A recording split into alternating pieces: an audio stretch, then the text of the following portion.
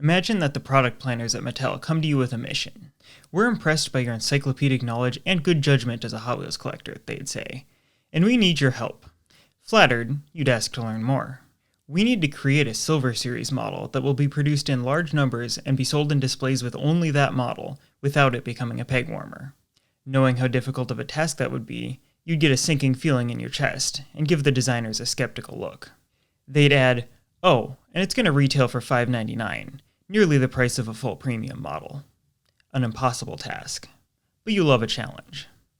As a paragon of die-cast knowledge, you know that JDM castings are always some of the hottest items with collectors, so your mind is immediately drawn to Japanese cars.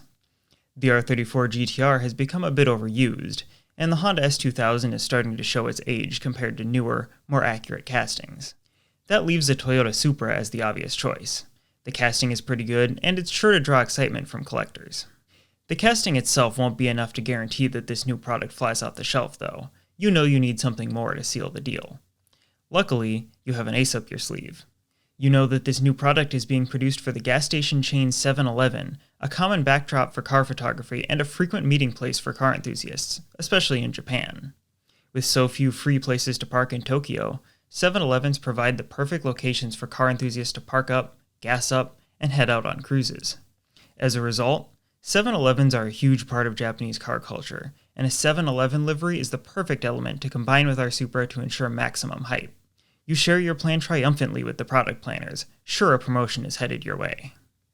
Obviously, I don't mean to suggest that any part of this imagined scenario actually happened, but I think it illustrates the way this new Supra feels purpose-built for the hype machine, almost cynically so. That doesn't mean the designers were phoning it in, or that this model isn't cool. A look at the card art is all it takes to see that love and care went into the design of this model. This is some of the coolest card art in recent memory, perfectly capturing the vibe of a midnight snack run to a 7-Eleven in Japan. I particularly like the reflections of the car in the puddles. It's so good, I almost don't want to open it. Almost. Despite dating back to 2013, this Supra casting holds up well, though I don't love the giant spoiler that betrays this casting's Fast and Furious origins. It's lightly modified, but the overall proportions are about right and the lines are crisp. The graphics are the real star of the show here, though. As a Silver Series model, there's plenty of budget for printed detailing, and Hot Wheels put that budget to good use. There's the expected front and rear lights, as well as a wonderfully cohesive 7-Eleven wrap across the hood and onto the sides of the model.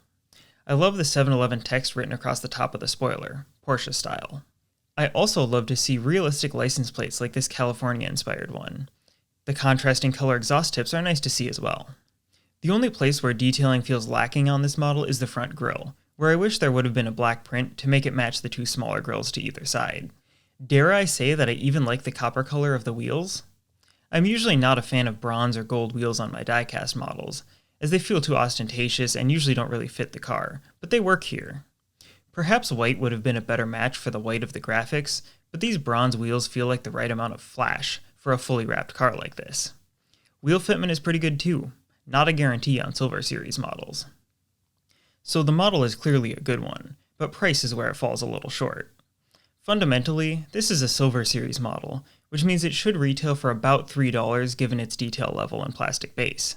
Yet the actual retail price is twice that, plus the added difficulty of tracking one down since they aren't sold at the stores where collectors would typically go diecast hunting. Fine if you go to 7-Elevens regularly to go get gas, but annoying if you don't. That makes it difficult to justify seeking out this model, even though it's one of the coolest brand collabs we've seen from Hot Wheels. If this model hadn't been such a perfect alchemy of hype-worthy elements, I can't help but suspect it would have been a dud. I'm sure that the Hot Wheels designers knew that this would need to be a hyped model in order to sell well, and they nailed it in that respect.